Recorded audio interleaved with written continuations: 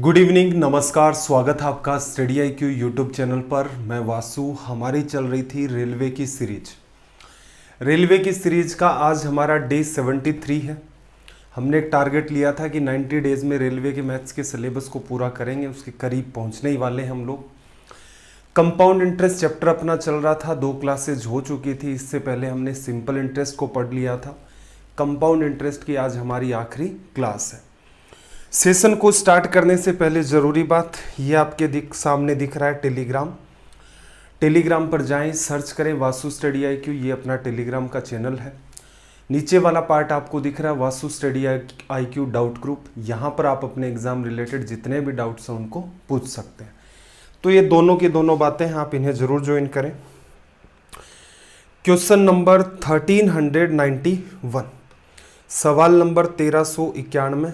अब तक कुल मिलाकर के रेलवे की इस सीरीज में हम 1390 सवाल कर चुके हैं और ये है हमारा क्वेश्चन नंबर 1391। क्या क्या डिस्कस किया था भाई? 2 साल, 1.5 साल, 3 साल, 2.5 साल, इन सब के लिए हमने 2 साल 73 दिन, इन सब के लिए हमने ट्री मेथड देखा था, उसका सब्स्टिट्यूट भी देखा था। इसके अलावा हमने जो अपना बेसिक फॉर्मूला है कि amount equals to principal into 1 plus rate upon 100 का की होल पावर t, तो ये वाली बात भी हमने डिस्कस कर ली थी। किस हिसाब से रेट के सवाल आ जाते हैं, किस हिसाब से इंटरेस्ट आपको दे देता है। Principal upon amount 1 equals to में अमाउंट 1 अपॉन अमाउंट 2, इस टाइप के सवाल भी हमने डिस्कस कर लिए थे।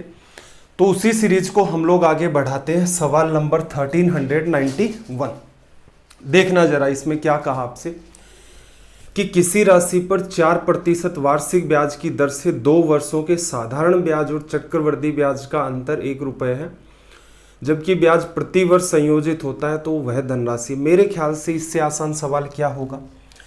प्रिंसिपल लिखते थे, होता था पहले साल का ब्याज प्रिंसिपल का आप निकालते थे R%, इसका निकालोगे 4%, 4/100 लिखा जाएगा। 4 से काट दोगे तो ये बात कितनी बनेगी? 1/25।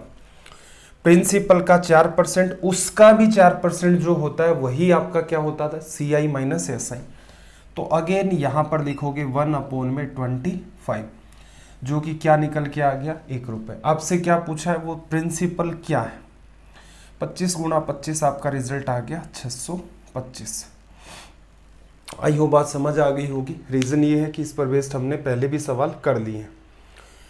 चलो भाई, सवाल नंबर 1392 की बात कर लेते हैं। क्वेश्चन नंबर 1392, 1392 की अगर हम लोग बात करें तो देखना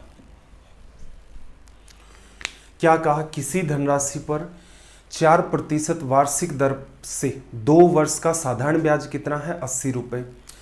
उसी धनराशि पर उतनी ही समय अवधि का चक्रवृद्धि ब्याज क्या होगा? देखो ट्री को समझो पहले तो। ट्री क्या थी? ये आपका प्रिंसिपल है, ये आपका पहला साल है और ये आपका दूसरा साल है। अब दर कितनी है? 4%। तो आप क्या करेंगे? यहाँ पर प्रिंसिपल का 4% निकालेंगे। क्या आएगा? पहले साल का साधारण ब्याज। यहाँ पर फिर से आप 4% निकालेंगे, दूसरे साल का साधारण ब्याज। अब देखो दोनों साल का सिंपल इंटरेस्ट आपको दे रखा 80 रुपये, तो इसका मतलब 40 रुपये पहले साल मिला होगा और 40 रुपये दूसरे साल मिला होगा। फिर आगे क्या करते थे? अगेन दूसरे साल इस पर भी तो ब्याज मिलता था, तो 40 का 4% निकालोगे। देखना 40 गुणा 4, 160, परसेंटेज 1/100 है। 160 में 100 का भाग दोगे तो कितना आ जाएगा? 1.6। आपसे क्या पूछ रहा भाई? इस समय अवधि का कंपाउंड इंटरेस्ट, तो पूरा का पूरा ऐड कर दो। तो यहाँ से अपने पास जो CI निकल के आया 40, 40, 80 और 81.6 रुपये। ये आपका रिजल्ट हो गया ऑप्शन 4। ठीक है। क्या एग्जाम में इतनी कलाकारी दिखानी थी? नहीं, ये तो आपकी अंडरस्टैंडिंग के लिए है कि चीज़ें आपको पहले समझ में आनी चाहिए। फिर आपको तुरंत पता चल गया कि भाई यहाँ पर जो आपका साधारण ब्याज होगा वो हर साल ही सेम मिलेगा। 80 रुपये मिला तो क्या करते? 40 रुपये पहले साल का, 40 रुपये दूसरे साल का, 40 का 4% 1.6 ऐड कर दिया। तो एग्जाम में लिखने लायक तो बस इतनी सी ही बात थी कि 81.6 का रिजल्ट होगा। किसी बच्चे को इश्यू आता है समझने के अंदर, तो वो क्या करे, समझने में बिल्कुल पूरा का पूरा प्रॉपर ट्री मेथड लगाए, वहाँ से फिर आपको एक बार बात समझ आ गई तो मेरे ख्याल से इसमें फिर कुछ आपके लिए बचता नहीं है कि जो आपको आ नहीं रहा है। चलो भाई अगले सवाल की तरफ मूव करते हैं। थोड़ा सा सवाल को मैं कर देता हूँ जूम आपके लिए, देखना, लैंग्वेज को रीड करो। 1393 देखना, किसी धनराशि के किसी दी गई दर से 2 वर्ष के साधारण ब्याज और चक्रवर्ती ब्याज वार्षिक रूप से संयोजित हैं, क्रमशः 900 रुपये और 954 रुपये हैं, वह धनराशि है। बात को अंडरस्टैंड करना। कोई आपके पास क्या है, प्रिंसिपल, ठीक है भाई, पहले साल का ब्याज और दूसरे साल का ब्याज। अब इसने क्या कहा कि 2 साल के लिए सिंपल इंटरेस्ट कितना है, 900 रुपये। तो अब साफ साफ कहोगे कि भाई 450 रुपये पहले साल साधारण ब्याज मिला है और 450 रुपये दूसरे साल आपको सिंपल इंटरेस्ट मिला है। कंपाउंड इंटरेस्ट कितना है भाई, 954। तो एक बात बताओ, सिंपल इंटरेस्ट तो 900 हो ही गया, इस पर जो ब्याज मिला है वो कितने रुपए है आपका, 54 रुपये। लिखा जा सकता है।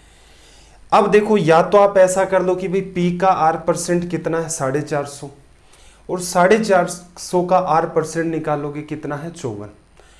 तो यहां से R की वैल्यू आपको मिल जाएगी, ठीक है। देखो डिटेल में अगर मैं लिखना चाहूं, दर अपनी अगर R% है तो आप क्या कर सकते हो, आप लिख सकते हो कि 450 का R% जो होगा वो कितना रुपए होगा, 54 रुपए। और आपको ये बात भी पता है कि जो P का R% होगा वो कितना होगा, 450 रुपए। लिखा जा सकता है P का R% 450। एक दिमाग लगाना चाहो तो एक का दूसरे में डिवीजन कर दोगे तो 450 अपॉन में P और बराबर 54 अपॉन में 450 लिखा जाएगा, अगर आपको कन्वीनियंट लगे तो। यहां से आप चाहो तो रेट प्रतिशत निकाल सकते हो। रेट प्रतिशत निकालने का तरीका क्या होगा भाई, परसेंटेज की जगह क्या लिख दो आप, डिवीजन में 100। 25 से काटोगे 4 बार, 16 और 2 18, 18 3 आपका 54। तो R कितनी आ जाएगी आपकी, 12%। ये हो जाएगा। P का 12% 450 है, सोल्व कर दोगे रिजल्ट आ जाएगा। एक कॉमन सेंस लगाना, सारी चीजों को छोड़ो, इन सब चीजों को कॉमन सेंस क्या लगाना जिसमें ये रिजल्ट बनता है। अगर मैं P का R% निकालता हूं तो कितना आता है, 450। P का R% क्या आता है, 450। तो P अपॉन में 450 किसको रिप्रेजेंट करता है, 1/R%। ऐसे ही 450 का R% निकालोगे कितना आएगा, 54। 450 का R% 54, 450 अपॉन में 54 करोगे 1/R%। तो आप यहां से सीधे सीधे कंक्लूजन निकालो कि भाई P से आपने 450 निकाला है, तो जो रेशियो P और 450 का है वैसा ही रेशियो आपने 450 से 54 निकाला है, 450 और 54 का होगा। बात अगर समझ में नहीं आई है तो पीछे दोनों ही बातें मैंने डिटेल में लिख दी हैं कि आप चाहो तो रेट परसेंट निकाल लो, फिर उसका यूज करके क्वेश्चन को सोल्व कर दो, या फिर आपका मन करे रेशियो लिख सकते हो, या फिर सबसे बेटर है ये सोल्व करें। 9 से काटोगे 6 बार 54 और यहाँ पर 9 से काटोगे 5 45, ये आ गया 50। 6 से काट दें, 6 7 आपका 42, 3 बचा, 6 5 30। सोल्व करोगे तो प्रिंसिपल इक्वल्स टू में 75 इंटू 50, 5 5 25, 5 7 35 और 2 37, 3750 अपना आ गया रिजल्ट। अगर थोड़ी सी भी समझदारी लगा सकते हो तो ये काम ऐसा था, इसे लिखने की नीड नहीं थी। क्यों भाई, 900 रुपये साधारण ब्याज है, 450 450 दिख रहा है, 954 आपका कंपाउंड इंटरेस्ट है, तो 450 450 सेट है, नीचे 54 सेट कर दो। जो रेशियो P और 450 का है वही रेशियो 450 और आपका 54 का है। इतनी बात आपको लिखनी है। तो हम कह सकते हैं कि एग्जाम में आप इस पर्टिकुलर सवाल को ऐसे अगर डील करें, कब कर पाओगे, देखो रटना किसी चीज़ का समाधान नहीं है। इतने टाइप के सवाल हमने कर लिए हैं और भी हम लोग डिस्कस करेंगे, रटो मत चीज़ों को। एक बार अंडरस्टैंड कर लो कि यार एक्चुअल में आपको सवाल में दे क्या रखा है और पूछना क्या चाह रहा है। फिर गिनी चुनी बातें हैं, वही साधारण ब्याज में 2-3 बातें आपको सीखनी थी, वही बातें आपको यहाँ कंपाउंड इंटरेस्ट में सीखनी है। इतने में आपका काम चल जाता है। चलो भाई अगले सवाल पर आ जाते हैं। देखना जरा अगले सवाल में इसने आपसे क्या कहा। सवाल नंबर 1394, 1394। देखना, किसी राशि पर अर्धवार्षिक रूप से हाफ ईयरली कंपाउंड इंटरेस्ट और उसी राशि पर एक वर्ष के साधारण ब्याज का अंतर कितना है? 180 रुपए। यदि दोनों स्थितियों में ब्याज की दर 10% रही है तो मूल राशि कितनी होगी? क्या समझाया था कि असल में देखा जाए तो हम कंपाउंड इंटरेस्ट में भी फाइंड क्या करते हैं? Simple interest. बस सिंपल इंटरेस्ट पर भी सिंपल इंटरेस्ट फाइंड कर लेते हैं, इस वजह से इसे हम लोग क्या कह देते हैं? Compound interest. सिंपल इंटरेस्ट में हमने समझा था कि टाइम इनटू में रेट परसेंट जो होता है एक्चुअल में वो सिंपल इंटरेस्ट का परसेंटेज है। हाफ ईयरली का मतलब समझ चुके हैं कि जैसे ही 6 महीने होंगे जितना भी पैसा है प्रिंसिपल पर इंटरेस्ट काउंट किया जाएगा। अब 6 महीने के बाद उस इंटरेस्ट पर भी इंटरेस्ट लगेगा। ईयरली में क्या होता है? हिसाब 1 साल के अंत में किया जाता है, फिर जितना भी आपका पैसा बनता है उस पर आपका इंटरेस्ट लगता है। फिर हमने एक बात देखी थी कि हाफ ईयरली का जब सीन होता है तो टाइम 2 बराबर हिस्सों में टूट जाता है। 1 साल का टाइम 2 हिस्सों में टूट जाएगा, 6-6 महीने। हर हिस्से के दर कितनी थी? दर तो 10% ही चलती थी, लेकिन टाइम इंटू रेट परसेंट आप लिखते हो। टाइम आपका 1/2 साल, दर आपकी 10%। तो आप कह सकते हो कि अगर इसके 2 1-1 साल के टुकड़े करते तो रेट आपकी 5% बचती। इस पर हमने पिछली क्लास में डिस्कशन कर लिया था। तो यहां क्या करना है? फिर देखो, साधारण ब्याज का अंतर 180 रुपए है। तो देखना जरा, आपको पता है पहले 6 महीने के लिए और अगले 6 महीने के लिए 6-6 महीने हैं। सिंपल इंटरेस्ट परसेंटेज में जब आप लिखते हैं तो आप यहां पर लिखते हैं कि टाइम इनटू में रेट परसेंट होता है। फिर से उसी बात को लिख देता हूं। टाइम आपका 6 महीने होगा, दर आपकी 10% होगी, तो साधारण ब्याज एक्चुअल में कितना निकलेगा आपका? 5%। 5% होता क्या आपका? 5% होता है 1/20। पिछली क्लास में मानना भी सीखा था। क्या करें? प्रिंसिपल मान ले 20 × 20 400। 400 का 1/20 करोगे कितना आ जाएगा? 20। अगेन 6 महीनों में अगलों में करोगे तो ये भी क्या आ जाएगा? 1/20 से 20। इसका भी 1/20 करोगे तो ये क्या आ जाएगा? 1। एक्चुअल में हमने क्या किया? हमने पहले 6 महीने का ब्याज कैलकुलेट किया, अगले 6 महीने का ब्याज कैलकुलेट किया। ये जो पूरी की पूरी कहानी है ये किसको बताती है? सिंपल इंटरेस्ट को, साधारण ब्याज को। और ये वाला जो पार्ट है अच्छे से जानते हैं हम इस बारे में, ये क्या है? CI minus SI। रीजन पूरा का पूरा आपका क्या है? CI। अब इसके बारे में इसने क्या कहा कि ये जो पैसा है ये आपका है 180 रुपए। किससे गुणा किया अभी? 180 से।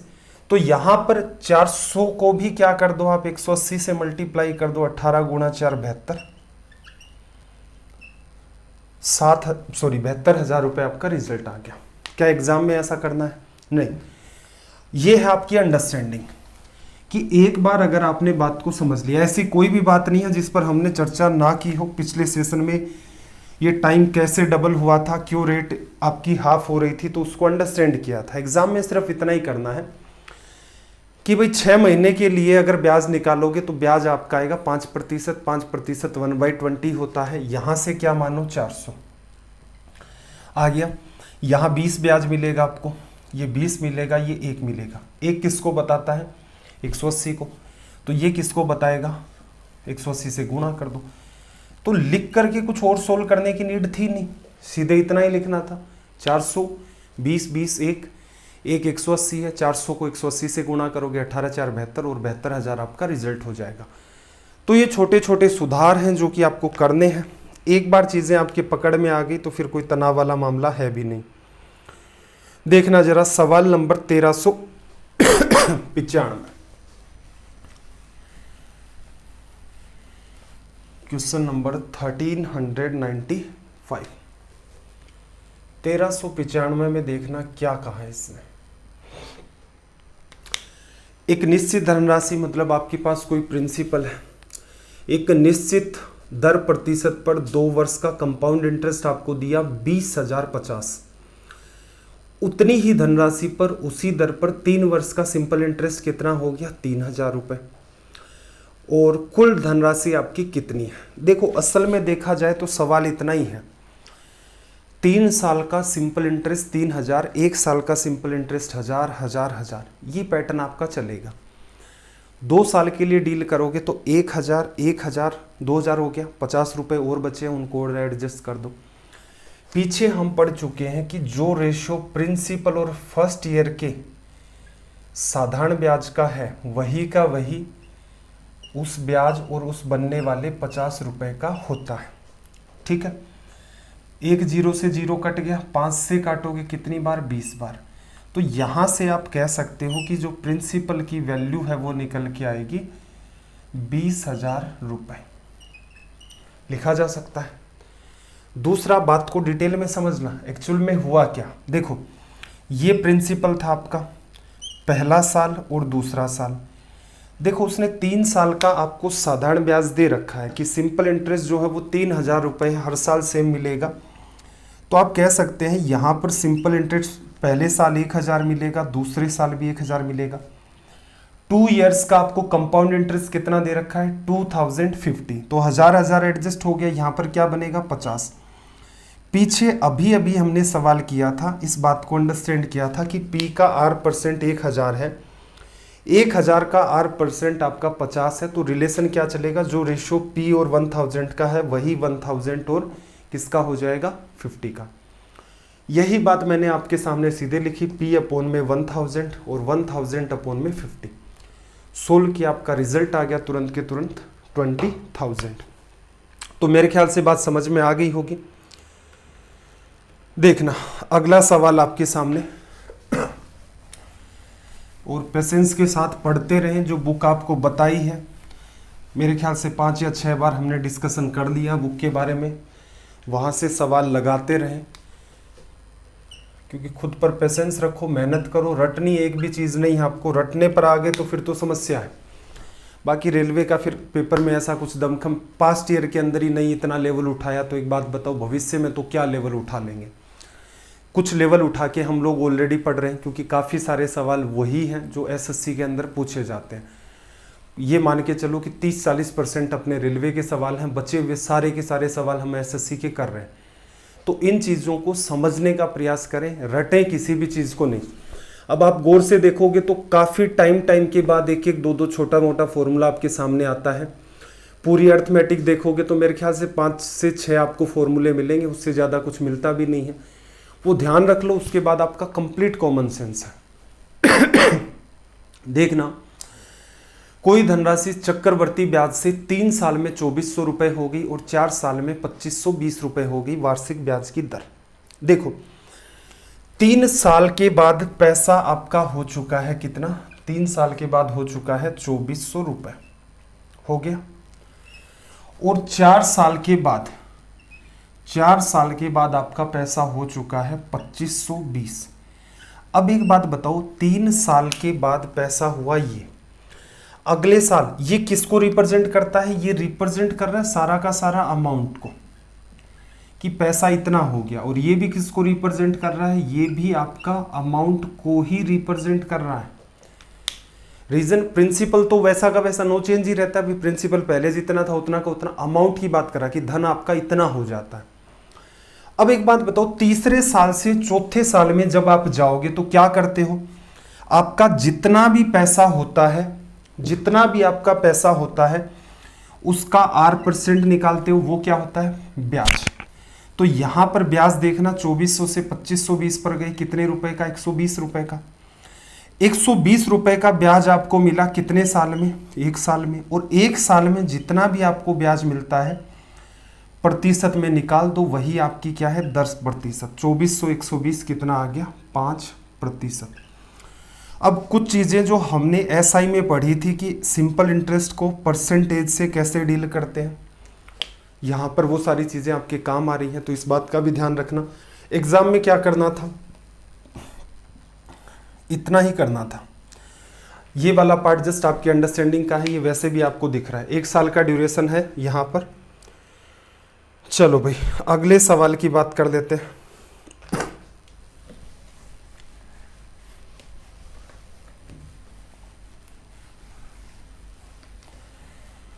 अगले सवाल में देखो इसने क्या कहा आपसे, क्वेश्चन नंबर 1390, एक मिनट, 1300 आपका है 97, 1397।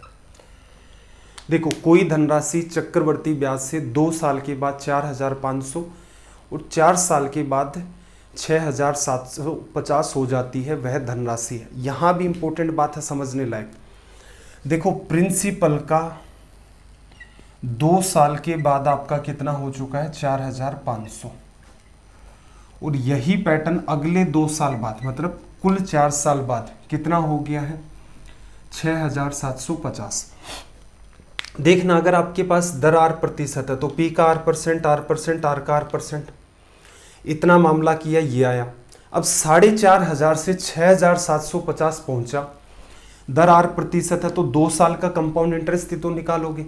तो इसका मतलब यहां से यहां जाने में जो आपने प्रोसेस फॉलो की आर परसेंट के साथ, वही काम आपने यहां पर किया। पीछे मैंने आपको कहा था ना कि 1 साल में इतना हो जाता है, 2 साल में इतना हो जाता है, तो हम लोग क्या लिख रहे थे, जो रेशियो आपका एग्जाम में ऐसे करना था, ये वाला भी टाइम गैप सेम होना चाहिए। जो रेशियो प्रिंसिपल और 4500 का है वही रेशियो 4500 एंड 6750 का होगा।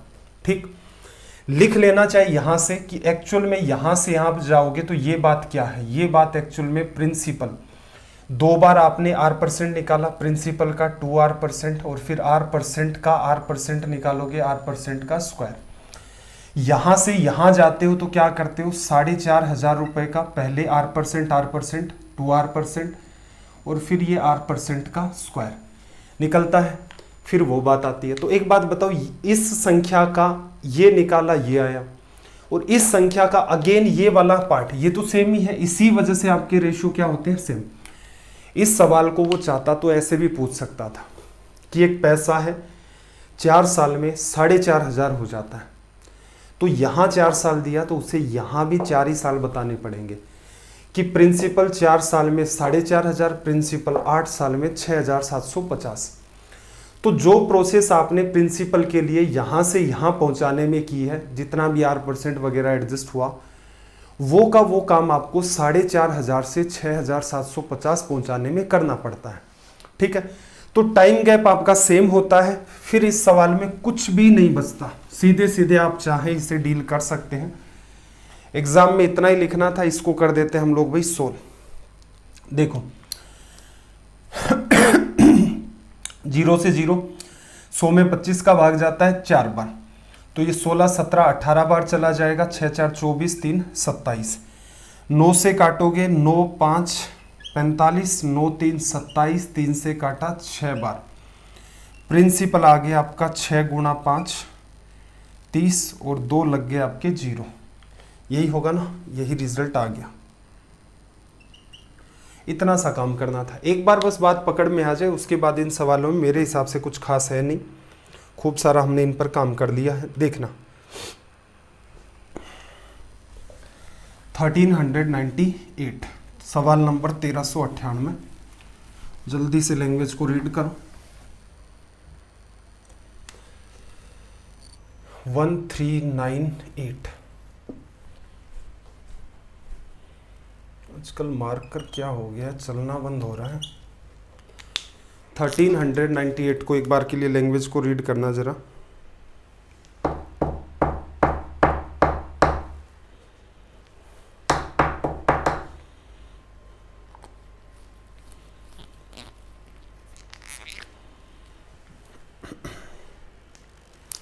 देखो इसने क्या कहा कि वह धनराशि चक्रवर्ती ब्याज पर 4 वर्ष में 3840 हो जाती है और 5 वर्ष में 3936 हो जाती है ब्याज की दर। एक बात बताओ, 4 साल के बाद आपका पैसा कुछ हुआ और वो पैसा कितना दिया 3840, पैसा 3840 हो गया। फिर 5वें साल के बाद क्या हुआ, पैसा हो गया 3936। एक सिंपल सी बात समझना, यहां से यहां गए तो ड्यूरेशन कितना है, 1 साल का।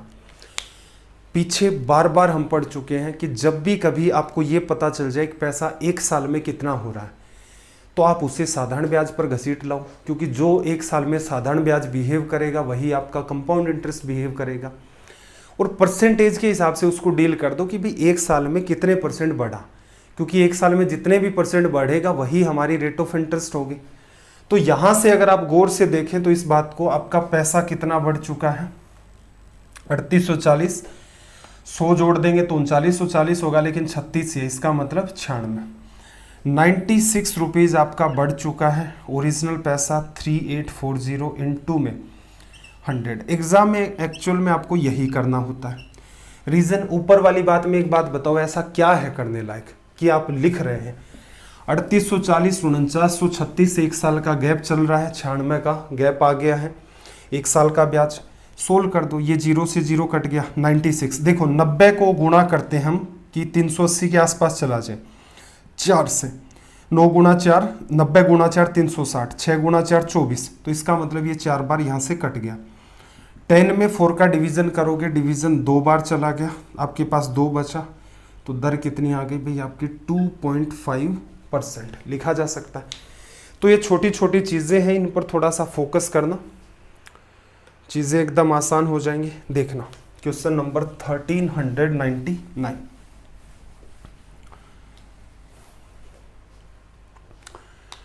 1399 में आपको इसने क्या कहा, देखो एक धनराशि R% प्रति वर्ष के चक्रवर्ती ब्याज दर पर 2 वर्षों तथा 3 वर्षों के बाद 1440 और 1728 हो जाती है। R का मान क्या करना है, कुछ ज़्यादा सोचना था क्या। देखो सीधी सी बात है भाई, 2 साल आपको दिए और आपको दिए 3 साल, तो एक बात बताओ, इन दोनों के बीच का जो गैप है वो कितने साल का है, 1 ईयर का है।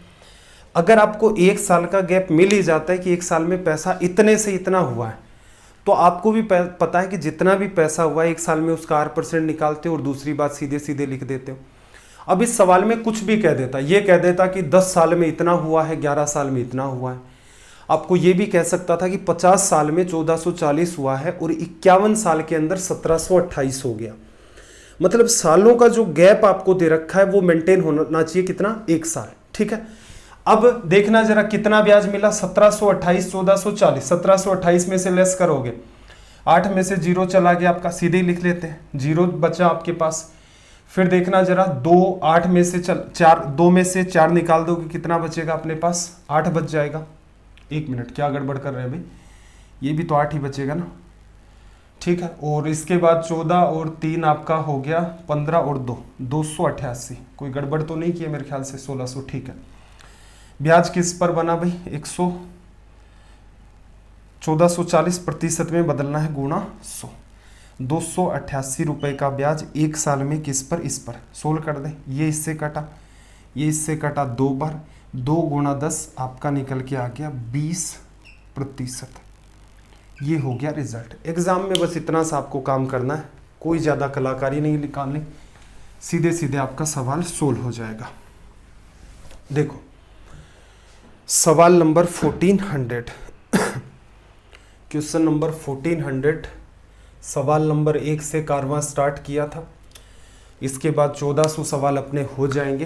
तो मेरे ख्याल से आपने भी पैरेलल में इतने तो सवाल और कर लिए होंगे कि 1400 मैंने करवा दिए हैं, 1400 भी आपने अलग से कर लिए होंगे, तो मेरे ख्याल से उस बुक का ऑलमोस्ट पार्ट आपने कवर कर लिया होगा।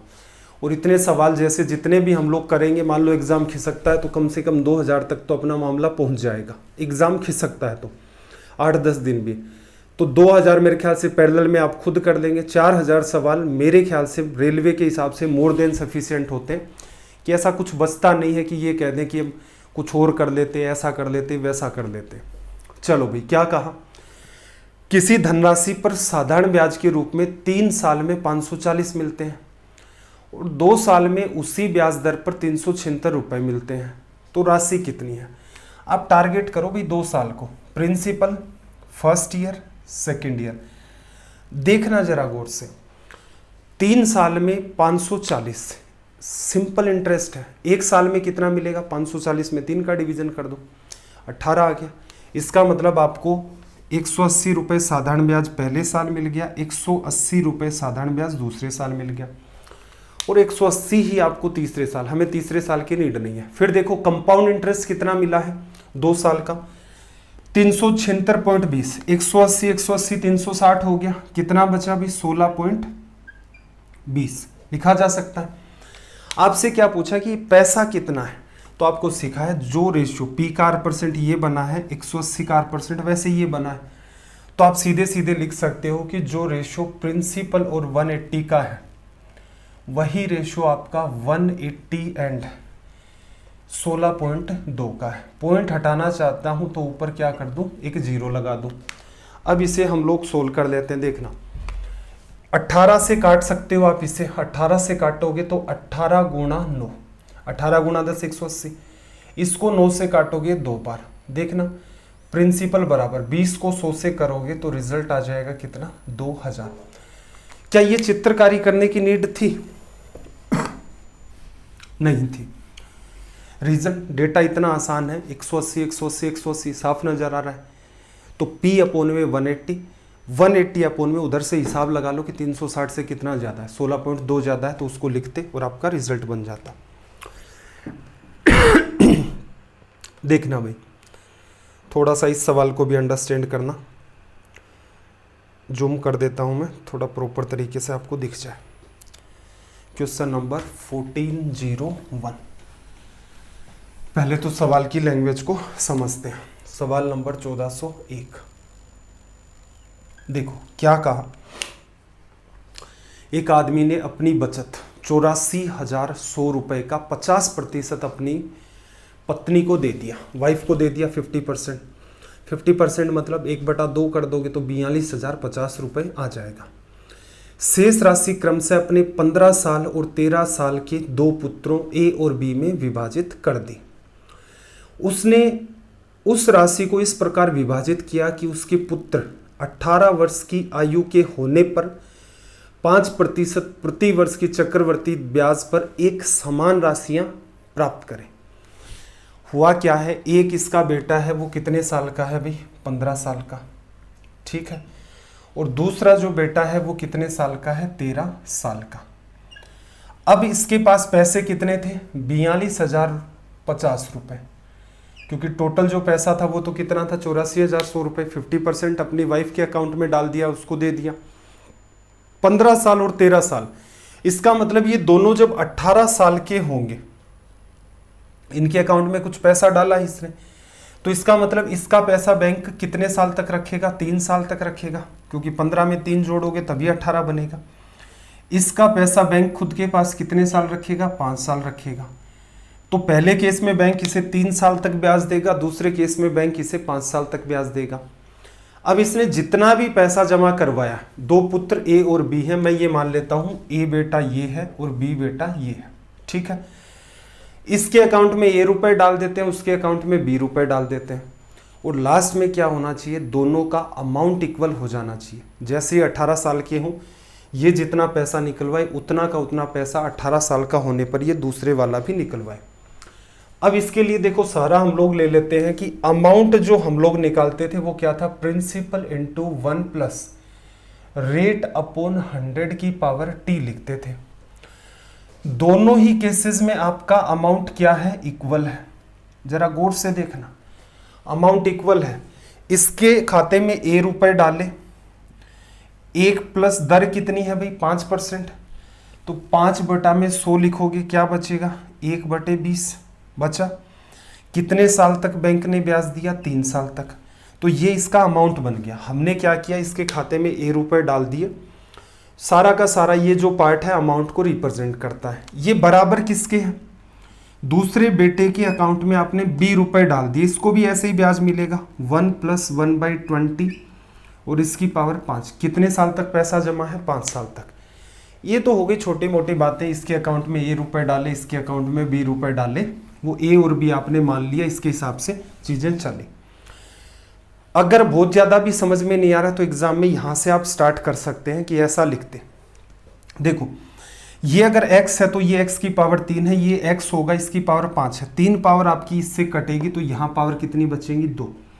सिखाया जा चुका है।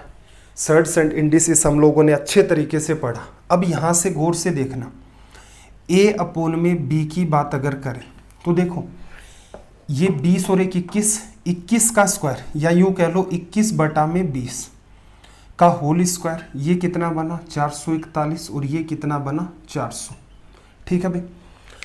अब देखो a और b का रेशियो, a को आपने 441 रुपए दिए हैं, b के अकाउंट में कितने जमा कराए आपने 400, कुल रुपए कितने जमा करवाए आपने 400 400 841 करवा दिए, जो कि रिप्रेजेंट किसको करता है 42,050 को। किससे गुणा किया देखना, इतना देखो 800 को 4000 बनाना, 5 से गुणा करोगे, 5 से करके देखना जरा, 5 आ गया, 5 4 20, 5 8 40 42, एक जीरो भी है, इससे गुणा कर दो। क्या कहा b का शेर, b का शेर कितना 400, 400 को कर दो भाई आप गुणा किससे 50 से, तो ये 5 गुणा 4 20,000 रुपए। ठीक है। सवाल कैसे हो सकता था, यही सवाल देखो एक्चुअल में देखा जाए तो इनकी उम्र के बीच का जो गैप है वो कितना है 2 साल। असल में सारा का सारा जो अपना सवाल होता है वो इसी बात पर डिपेंड करता है। ठीक है। ऐसा भी कह सकता है इसी सवाल में कि एक बेटा इतने 15 और 13 साल के हैं, दो बेटे उसके, दोनों जिस दिन 50 साल के हो जाएंगे उनको समान पैसा मिल जाएगा। ठीक है। तो क्या करोगे, यहाँ पर कुछ आएगा और 2 साल उससे ज़्यादा यहाँ पर आएगा, कट करोगे, एक्चुअल में देखा जाए वही 2 साल का अंतर आपको दिखेगा। तो असल में मैं आपको ये कहना चाह रहा हूँ कि ये जो सवाल चलता है ये सारा खेल कौन कितने साल का, इस पर फर्क ही नहीं पड़ता है। फर्क इस बात का पड़ता है कि गैप कितने साल का आपको दे रखा है। 2 साल का दे रखा है तो एक तरफ पावर 2 बचेगी। तो एक तरीका जो बच्चा ये चाहता है कि मैं कंफ्यूज हो सकता हूँ लेकिन फॉर्मूला मुझे याद है, तो वो ये तरीका प्रीफर कर सकता है। दूसरा स्टूडेंट ये चाहता है कि मैं टाइम बचाऊं, तो बात नीचे वाली जो आपकी बन रही है ना 20 और 21 का होल स्क्वायर, देखो जब भी कभी थोड़ा सा कॉमन सेंस लगाना, सब कुछ हटा रहा हूं मैं यहां से। गैप कितने साल का है 2 साल का, दर कितनी 5%, 5% 1/20, तो देखो 1 + 1/20 या फिर 5% आप लिखोगे तो क्या होगा 1/20। ये की ये बात ब्रैकेट में लिखी जाती है। तो आप ऐसा भी समझ लो कि 5% अगर आप 1 साल में बढ़ाओगे तो पैसा 20 से कितना हो जाएगा 21, पैसा 20 से 21 1 साल में, और 2 साल के लिए लगाओगे तो स्क्वायर मेंटेन होगा। मैं एक याद करने का तरीका बता रहा हूँ कि जो गैप होता है वही असल में आपका यहाँ पर मेंटेन होता है। 5% वाली बात आपको दिखती है फॉर्मूले में तो अच्छी बात है। 1 + 5/100 1/20 हो गया, 20 एलसीएम लिया, 21/20, और जो आपका गैप था यहाँ वाला जो दोनों के बीच वो स्क्वायर की तरह काम कर रहा है। सीधे भी लिख सकते हो कि 1 साल में पैसा 20 से 21 हो जाएगा, 2 साल का टाइम दिया, कंपाउंड इंटरेस्ट में स्क्वायर बनता था, पढ़ चुके हैं। तो पैसा क्या होगा 441 और 400। अब आपको ये डिसाइड करना है कि ए को कितना दे, बी को कितना दे। देखो जो बेटा बड़ा है उसका पैसा बैंक में कम टाइम के लिए रहेगा ना। 15 साल वाले का पैसा कितने साल रहेगा बैंक में, सिर्फ 3 साल। तो इसका मतलब इसको आप ज्यादा पैसे दोगे तभी ब्याज आपको ज्यादा मिलेगा, तो ज्यादा पैसा ज्यादा ब्याज मिल करके कुछ अमाउंट बनेगा।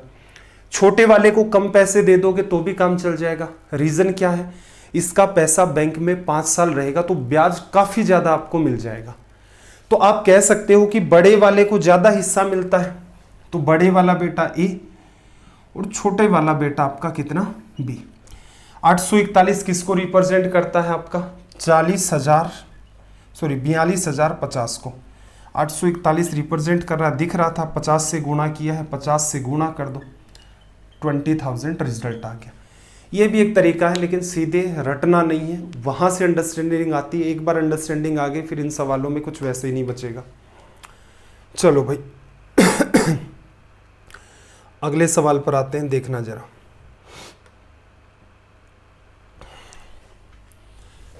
सारा खेल इस सवाल के अंदर गैप का ही होता है। 3 साल का गैप होता तो यहां पर आपको क्यूब बनते हुए दिखता। कुछ सवाल करके देख लेना, आपको आइडिया लग जाएगा। फिर तो वो सीधे सीधे 5% 20 से 21 है उसका स्क्वायर बनेगा, क्यूब बनेगा, वो आप सीधे भी निपटा सकते हैं। देखो, किसी राशि में 8 वर्षों में साधारण ब्याज दर पर 100% की वृद्धि होती है। समान ब्याज दर पर 2 वर्षों के बाद 8,000 का कंपाउंड इंटरेस्ट। सीधी सी बात है, एक बात बताओ, सिंपल इंटरेस्ट है, 100% बढ़ गया कितने सालों में भाई? 8 साल में। एक साल में जितना भी बढ़ता है, कितना बढ़ा है? 12.5, भाग दे दिया। तो जो एक साल में आपका ब्याज बढ़ता है, साधारण ब्याज, वही आपकी क्या होती है? दर प्रतिशत। तो मैंने कहा था कि ये चीज़ परसेंटेज के हिसाब से सीख लेना, बहुत काम आती है। यहाँ काम आ रही है। सीधे सीधे सवाल में हमने क्या किया, ये पार्ट आपको दे रखा है इधर से 100%, ऊपर वाले में आपको टाइम दे रखा 8 साल, 100 में 8 का भाग दिया, 12.5% आ गया। इसको वैसे लिखना चाहो तो क्या लिख सकते हो? 1/8 भी लिख सकते हो। अब इसने क्या कहा कि 8,000 का 2 साल का कंपाउंड इंटरेस्ट, इसी रेट से सीधे सीधे लिख सकते थे। 8,000 आपका पैसा है, 1/8 करोगे कितना आएगा भाई? पहले साल 1,000, अगेन 1/8 करोगे कितना आएगा? 1,000, 1,000 का भी 1/8 करोगे कितना आ जाएगा? 125 रुपये। आपसे पूछ क्या रहा है, कंपाउंड इंटरेस्ट क्या होगा? 2,000 और ये 2125 रुपये। अगर इस सवाल को ठीक ठीक तरीके से आप समझने का प्रयास करें तो पूरा सवाल आपका वो थोड़ा सा पार्ट लिख करके ही सोल्व हो जाता है, या माइंड में भी कर सकते हो। कैसे? 100% 8 साल में बढ़ा, एक साल में कितना बढ़ा? 100/8। 100 में 8 का भाग दोगे 12.5 आता है वैसे भी आपका, तो वो कोई आपका तनाव है नहीं। 12.5% का मतलब 1/8 वैसे ही आपका हो जाता है। 8,000 का 1/8 करोगे 1,000, 1,000 का 1/8 फिर किया 125, ब्याज 2,000 simple interest, CI minus SI 125, add किया 2125। तो पूरा सवाल आप चाहें तो यहां से वर्बली भी डील कर सकते हैं। चलो भाई अगला सवाल देखना जरा। क्वेश्चन नंबर 1403, सवाल नंबर 1403। देखो, इसने क्या कहा कि एक आदमी 10% चक्रवर्ती ब्याज पर 2100 रुपये का ऋण लेता है। हर वर्ष के अंत में उसे बराबर कितनी राशि देनी पड़ेगी कि 2 वर्षों में ऋण का भुगतान हो जाए? ठीक है भाई, देखो सीधी सी बात को अंडरस्टैंड करना। इंस्टॉलमेंट का सवाल है। 10% का मतलब क्या होता है? 1/10। अगर मैं इतना ही कहूं कि ये मेरा स्टार्टिंग में 0 साल है और मैं इसे कहता हूं कि 1 ईयर के एंड में कुछ पैसे चुकाने हैं, बात को ध्यान से समझना। कंपाउंड इंटरेस्ट की इंस्टॉलमेंट एकदम नकली होती है। एक बार आपने बात को समझ लिया तो सारा खेल क्या है? इजी वे में हो जाता है। 10% की रेट पर ये आपसे क्या लेता है? पैसा उधार लेता है 21,000 रुपये। हर साल के अंत में उसे बराबर कितनी, हर साल के एंड में बराबर पैसे चुकाएगा। तो 2 वर्षों में ऋण का भुगतान करना है, जो डेप्ट है उसको चुकाना है। तो कितने पैसे पे करें? अब मुझे एक छोटी सी बात बताओ, उसने स्टार्टिंग के अंदर डे 0 की बात करें, आज जैसे पैसा उधार लिया, 10% की दर है। अगर ये 10% की दर से उसने 10 रुपए उधार लिए होते, ठीक है, तो 1 साल के अंत में कितने रुपए चुकाता? तो आप कहते हैं कि सर 10 रुपए उधार लिए हैं 1 साल के अंदर, तो CI SI सारा ही खेल सेम होता है। तो वो कितने रुपए चुकाता? 11 रुपए। उसे क्या करना होता? 11 रुपए चुकाने होते। हमने जो पहली इंस्टॉलमेंट उसने चुकाई है उसका हिसाब कर लिया। ये क्या है? उसकी फर्स्ट इंस्टॉलमेंट, ठीक है। पहली जो किस्त उसने चुकाई है, हमने एक बार के लिए माना अगर उसने 10,000 रुपये 10 रुपये उधार लिए हैं, दर आपकी 10% है, क्योंकि इसी के हिसाब से हम लोग मानते हैं, तो उसे 11 रुपये चुका देने हैं। ठीक है भाई, एक बात बताओ, यहीं पर उसे सेकंड ईयर के एंड में कितने रुपए चुकाने होंगे? इस बात को समझना।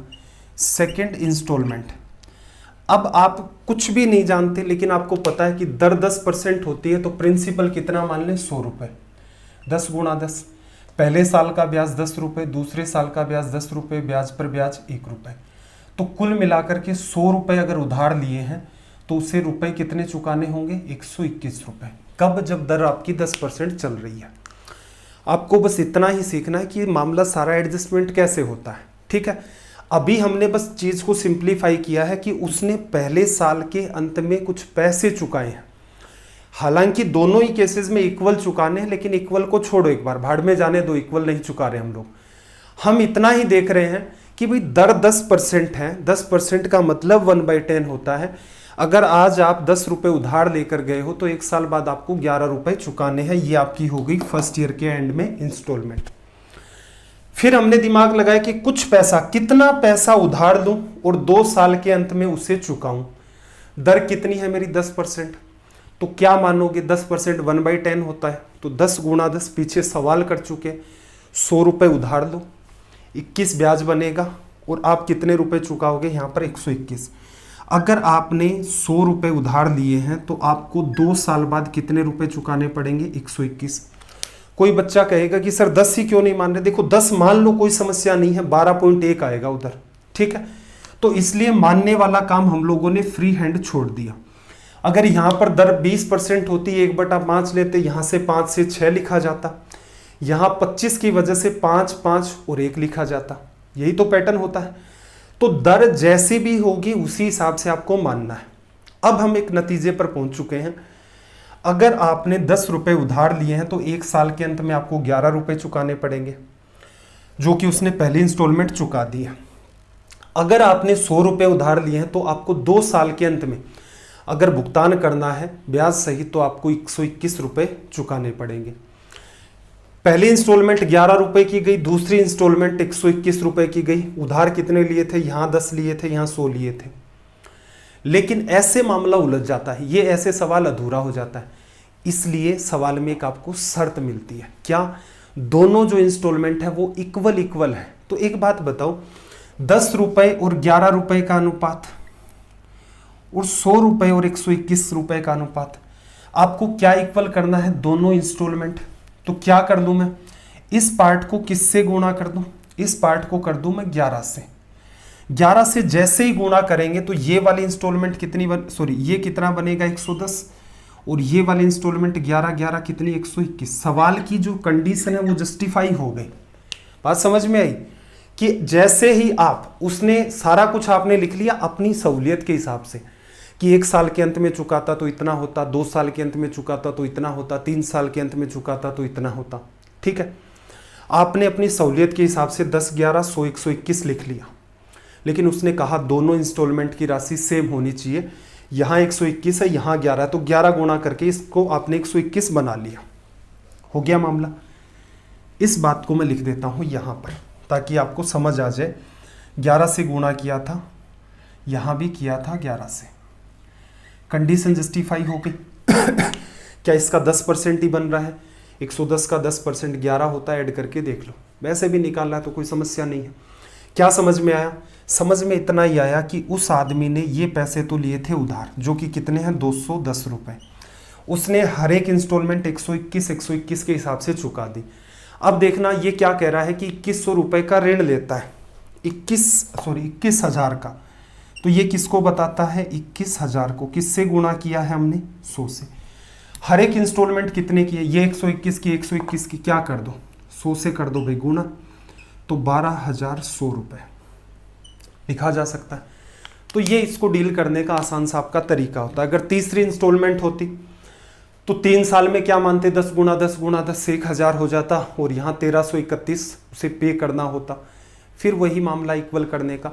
मैक्सिमम आपको 3 टाइप की यहाँ 3 सालों की इंस्टॉलमेंट मिलती है, या डेटा आसान कर देगा तो 4 भी दे देगा, कोई समस्या नहीं है, ठीक है। सवाल कैसे भी हो सकते हैं कि पहले इंस्टॉलमेंट से दूसरी इंस्टॉलमेंट बड़े डबल है जस्ट, तो वहाँ क्या करते? पहले इक्वल करते फिर डबल करते, ठीक है। रेलवे में ऐसे कोई खास मेरे सामने देखने को कोई सवाल नहीं आया, लेकिन फिर भी एक तरीका ये है। एसएससी और सीडीएस में कंपलसरी होता है, या बैंक के लिए जब पढ़ते हैं कि इंस्टॉलमेंट को अच्छे से हमें पढ़ना ही होता है। साधारण ब्याज में भी, कंपाउंड इंटरेस्ट में भी, हर डायरेक्शन के ऊपर वहाँ पर हमें सवाल भी बनाना होता है, ठीक है। तो मेरे ख्याल से ये कई बार बच्चे कह रहे थे कि सर एक बार 1-2 सवाल तो कर ले तो बेहतर हो जाएगा। तो इतनी सी अंडरस्टैंडिंग है, कुछ भी नहीं करना था। 10 से 11 लिखना था, 100 से 121 लिखना था। 121 वाली बात इक्वल करनी है क्योंकि वो आपकी इंस्टॉलमेंट की राशि है। बस कंपैरिजन करो, रिजल्ट निकालो, तनाव मुक्त मामला सारा का सारा। 1404 देखना 12,000 रुपए पर 20% प्रतिवर्ष की दर पर 9 महीने का त्रैमासिक रूप से संयोजित वार्षिक ब्याज कितना है। देखो सिंपल इंटरेस्ट परसेंटेज क्या लिखते हैं हम लोग, टाइम इंटू में रेट परसेंट। 9 महीने का त्रैमासिक, 3-3 महीने के हिसाब से मामला चलेगा। 3 महीने 12 महीने 1/4 साल हो गया, दर कितनी 20%, तो इसका मतलब ब्याज कितना निकल के आएगा 5%। ये पैटर्न हो गया। 9 महीने में 3-3 महीने के टुकड़े करोगे 3 आएंगे, तो 3 साल की तरह तो बिहेव करवा लो, 5% भी दर रखवा लो, क्योंकि 9 महीने के हिस्सों में हर 3 महीने से ब्याज कैलकुलेट कर रहा है। 3, 6, 9, 12, तो 12 पूरे 12 महीनों के लिए 20% ब्याज लगता है। हर 3 महीनों के लिए अभी अभी हमने निकाला 5%। कैसे डील करते हैं, ट्री को अवॉइड कर सकते हैं। तरीका 5%, कितनी बार निकला भाई 3 बार। 5% निकालोगे ये खत्म 600, 5% निकालोगे ये खत्म 30, कितनी बार 3 बार। 5% 150 में भाग दोगे 1.5, सारे को ऐड कर दो 1890 और 191, 1891.5, ये बन गया भाई आपका रिजल्ट। लिखा जा सकता है ऑप्शन 3। तो कुछ खास कलाकारी दिखानी नहीं थी, पीछे पढ़ रखा है, उसी के हिसाब से आपका ये सवाल सोल्व हो जाएगा।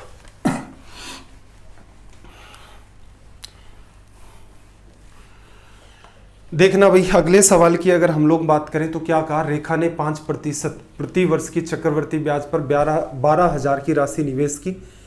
n सालों के बाद उसे 13,230 रुपए मिले, n का मान कितना है। देखो ऐसे सवालों में एक तो कॉमन सेंस लगाना कि 12,000 का 5% 1 साल का ब्याज निकालोगे 600 रुपये आएगा, फिर थोड़ा सा कॉमन सेंस लगा लो।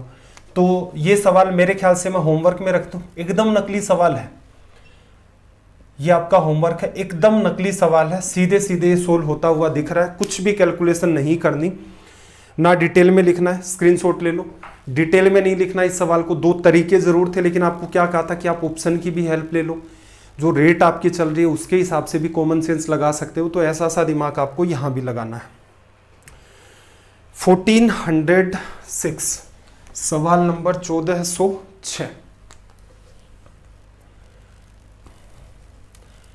1406 देखना भाई क्या कहा, किसी धनराशि पर 4% वार्षिक ब्याज की दर से 2 साल के CI और SI का अंतर 8 रुपए, धनराशि क्या होगी। इससे नकली सवाल क्या होगा, देखो प्रिंसिपल का 4%, उसका भी 4%, 4% 1/25, 1/25 625, 1/25, 1/25, तो प्रिंसिपल क्या हो गया 25 गुणा में 8, 200, 8 6 48 और 2 50, लिखा जा सकता है।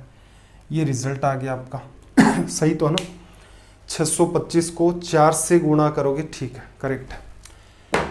चलो भाई करके देख लेना। वैसे तो ये आज अपना हो चुका है अपनी रेलवे की सीरीज का डे 73। आई होप आपकी मेहनत अच्छे से चल रही होगी। पेशेंस बिल्कुल भी लूज नहीं करना है, गवर्नमेंट जॉब का थोड़ा सा महत्व समझे, क्योंकि अचानक से ही कोई गवर्नमेंट जॉब में लगता है, चाहे वो कितने भी बेवकूफ़ किस्म का प्राणी हो, समाज उसको तुरंत समझदार घोषित कर देता है। तो ये तो एक इम्पोर्टेंस है ही, फिर आपको वही है इकोनॉमिक फ्रीडम भी मिल जाती है इसके बाद, तो भी इम्पोर्टेंस समझे। तो बेटर क्या है, अभी भी टाइम है, संभल सकते हैं। आपकी अगर ठीक ठाक भी तैयारी है तो भी आप ये जितने भी आपके 20-25 दिन हैं, या हो सकता है एग्जाम थोड़ी बहुत आगे खिसक जाए, तो अच्छे खासे आप अपने आप में चमत्कारिक परिवर्तन ला सकते हैं। तो हर रोज जितना ज़्यादा मैक्सिमम टाइम आप यूटिलाइज कर सकते हैं। शरीर घिसने से ऐसा लगता होगा आपको कि कुछ हो जाएगा, कुछ नहीं होगा। इसको जितना ज़्यादा घिसेंगे उतने अच्छे आउटकम निकल कर आएंगे। तो बेटर क्या रहेगा, जी जान लगा करके तैयारी करते रहें। सेशन कैसे लगते हैं भाई, कमेंट करके एटलीस्ट बताया करें। कमेंट आजकल आपने बंद कर रखे हैं, तो इतना भी वही है, गुनाह ना करें, इतना भी मतलब जुल्म ना ढाएं। कमेंट एटलीस्ट करके बता दिया करें। अगर आपको कोई इश्यू आ रहा है तो भी बिल्कुल आप कमेंट करें। होमवर्क जो दिया जाता है वो भी आप क्लास के नीचे ही कमेंट करके बता दिया करें। उससे एक आइडिया लगता है कि भाई इतने एक लोग देख रहे हैं, इतने सिंसियर हैं, तो उस हिसाब से अपना भी मन करता है। बाकी पता चलेगा कोई देख ही नहीं रहा, कोई होमवर्क भी नहीं कर रहा है, किसी के कोई डाउट भी नहीं आ रहा है, फिर हम भी सोच लेते हैं कि भाई ठीक है सबको उसी रटे रटाए ढर्रे से मेहनत करने से मतलब है कि ये ट्रिक है ट्रिक है ट्रिक है, आग लगा दो, धुआं उड़ा दो, जहर पिला दो, गर्दा उड़ा दो, पता नहीं क्या क्या होता है। तो वैसा काम हम लोग नहीं कर रहे हैं, एटलीस्ट स्टडी आई के ऊपर ऐसा होता नहीं है। तो बेटर है, अगर आपके कोई इश्यूज हैं कमेंट किया करें, कोई सजेशन है तो भी कमेंट करें, सेशन कैसा लगता है तो भी कमेंट करके बताया करें। चलिए फिर, आपका दिन रात सब मंगलमय हो, मिलते हैं अगली क्लास में। जय हिंद, जय भारत।